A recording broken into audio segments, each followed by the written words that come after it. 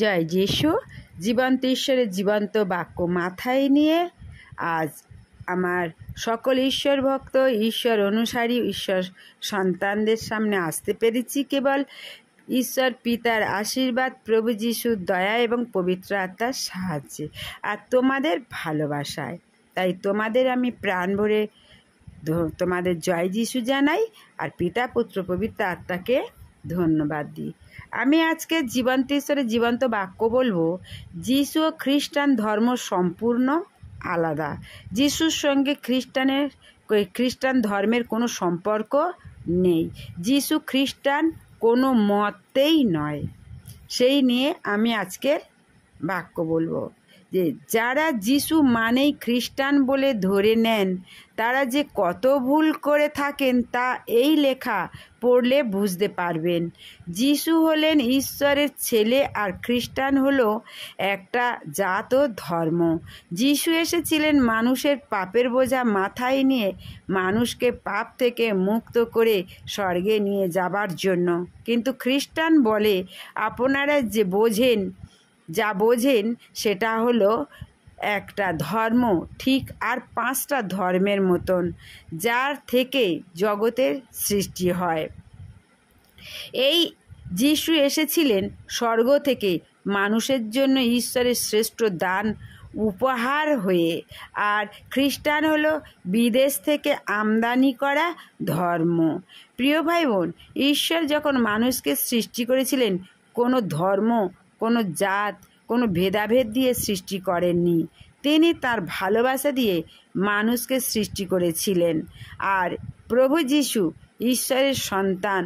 তাহলে ঈশ্বর কি খ্রিস্টান? প্রিয় ভাই বোন, যদি যিশু খ্রিস্টান হয় তাহলে ঈশ্বর খ্রিস্টান।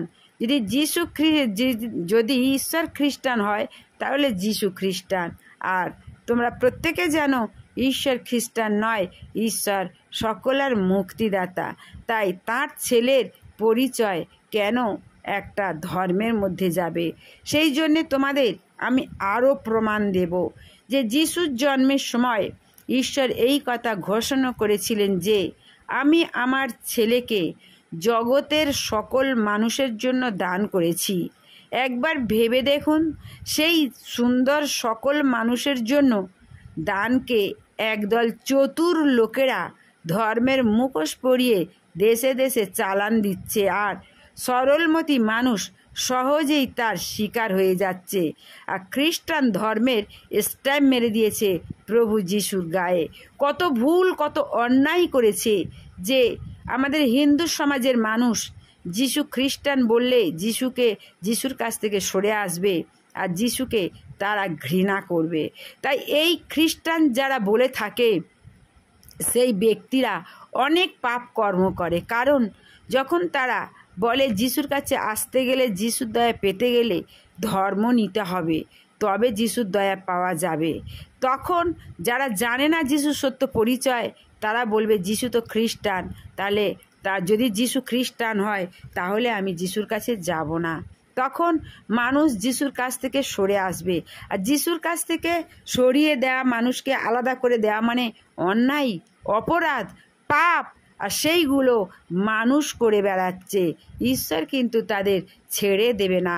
তাদের প্রত্যেকের প্রতিকার শেষ দিনে প্রতিকার করবে, তাদেরকে বিচার করবে।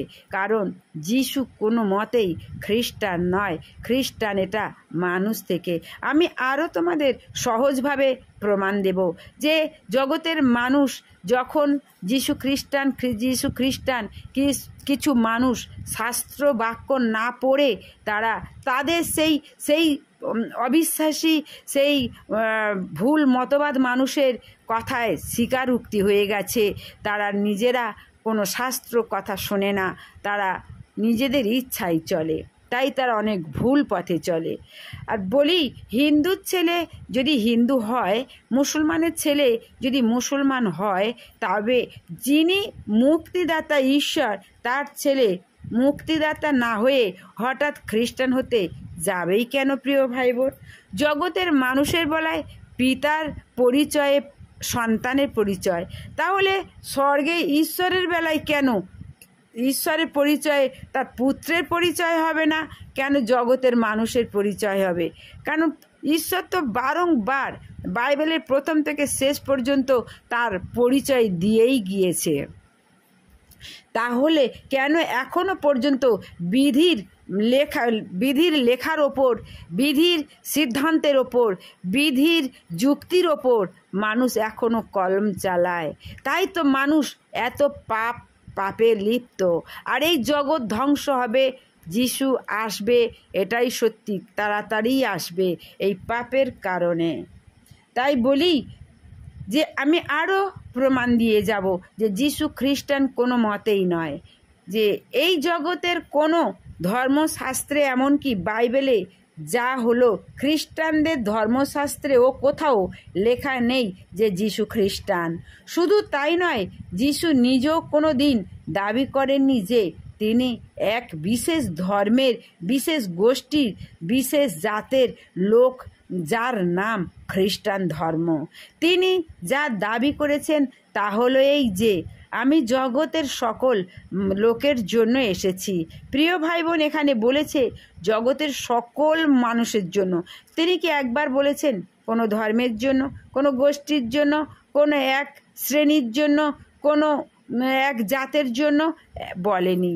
বলেছেন যে সকল লোকের জন্য। সকল মানে কি? পৃথিবীর প্রথম থেকে শেষ প্রান্তের সকল মানুষের জন্য তিনি বলিদান হয়েছে। তাই তিনি আরও বলেছেন আমার আত্মবলিদান দ্বারা তাদের স্বর্গে নিয়ে যেতে পারি। লক্ষ্য করার কথা, এখানে কোনো জাতের উল্লেখ তিনি, কোনো ধর্মের উল্লেখ তিনি করেননি।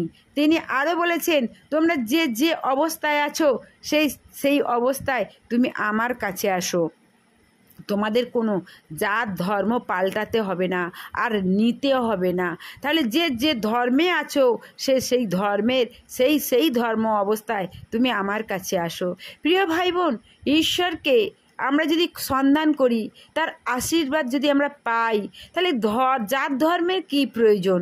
ঘরে বসে যদি তোমরা এক মনে এক ধ্যানে ঈশ্বরকে ডাকো, আর সরল সহজ শিশুর মতো যদি তোমরা ব্যবহার করো, জগতে যদি সৎ ব্যবহার করো, তোমরা দয়ালু হও, শান্ত হও, ঈশ্বরের বাক্য ঘরে বসে পড়ে সেই বাক্যের অনুযায়ী তোমরা যদি চলো, তাহলে ঈশ্বরের দয়া তোমরা পাবে। প্রিয় ভাই বোন, ঈশ্বরের দয়া প্রত্যেকে পাবে। তার জন্য ঈশ্বরের দয়া পেতে গেলে তার কোনো ধর্মের দরকার হয় না। প্রভু যিশুর পেতে গেলে কোনো ধর্মে দরকার হয় না। প্রিয় ভাই বোন, কোনো ধর্ম নিতে হবে না। প্রভু যিশু মৃত্যুবরণ করেছে ধর্মের জন্য। কি হবে তার ধর্ম নিয়ে? মানুষকে ঈশ্বর সৃষ্টি করেছেন, মানুষকে পেতে চান। ধর্ম নিয়ে তিনি কি করবে? বা জাতকে নিয়ে তিনি কি করবে? বা মা বোনেদের শাঁখা সিঁদুর নিয়ে তিনি কি করবে? মানুষের এই কুসংস্কার লীলাকাণ্ডটা কিন্তু অনেক ভুল করছে, সেটা ঈশ্বরই বিচার করবেন। কারণ শাস্ত্রে বলেছেন, পৃথিবীর বাইবেলের প্রথম থেকে শেষ পাতা পর্যন্ত, যে যিশু ঈশ্বরের ছেলে। ঈশ্বরের যদি কোনো ধর্ম থাকে, যিশুর ধর্ম আছে। ঈশ্বরের যদি কোনো জাত ধর্ম না থাকে, যিশুর জাত ধর্ম কোনোটাই নেই। প্রিয় ভাই বোন, তাহলে দেখো আমি আরও প্রমাণ দেব। যখন আমরা দেখো যিশুর কাছে দয়া পেতে এসেছিলাম, আমরা বিশ্বাস নিয়ে, শুধু বিশ্বাস নিয়ে, খাঁটি বিশ্বাস নিয়ে, এখানে টাকা পয়সা লেনদেনের কোনো জায়গা নেই। এমনকি কোনো ধর্ম জাতের এখানে কোনো ব্যবহারও নেই। এখানে যারা সরল বিশ্বাস চায় তারাই যিশুর কাছে পায়। আর বহু মানুষ সরল বিশ্বাসের চেয়ে তারা দয়া পেয়েছে। এমনকি খুব বিপদে পড়লে একবার চেয়ে দেখুন না প্রিয় ভাই বোন, যে যিশুর কাছে আসলে, যিশুর দয়া পেতে গেলে কোনো ধর্মের দরকার নেই, কোনো জাতের দরকার নেই। তাই যিশুকে ভুল বুঝবেন না, আর ভুল বুঝে আপনার সুন্দর জীবনকে নষ্ট করবেন না। একমাত্র প্রভু যিশুই পরিবর্তন করতে পারে আমাদের জীবনকে, পাল্টে দিতে পারে আমাদের জীবনকে, নতুন করতে পারে আমাদের জীবনকে। তবে যেটা বলতে চাইছি, যারা যিশুর দয়া পেয়েছেন তাদের দয়া করার আগে বা পরে একবারের জন্য তিনি জিজ্ঞাসা করেননি যে তাদের কি ধর্ম, এবং একটি বারের জন্যও বলেননি যে তাদের খ্রিস্টান হতে হবে, একবারও বলেননি। তাই অনুরোধ করছি, সত্যি উপকারী যিশুকে জানতে হলে যিশু আর খ্রিস্টান ধর্মকে একেবারে গুলিয়ে মিলিয়ে ফেলবেন না। তিনি হিন্দু মুসলমান সবাইকে বলেছেন, তুমি আমার ভাই আমার বোন আর আমি তোমাদের ভাই।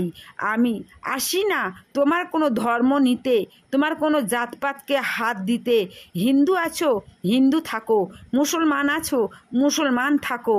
আমার শুধু আমার তোমার পাপের বোঝা, পাপে ভরা মনটা দাও আমাকে, যেন আমি সেটাকে পরিষ্কার করতে পারি আর পরিষ্কার করে স্বর্গে পিতার কাছে নিয়ে যেতে পারি।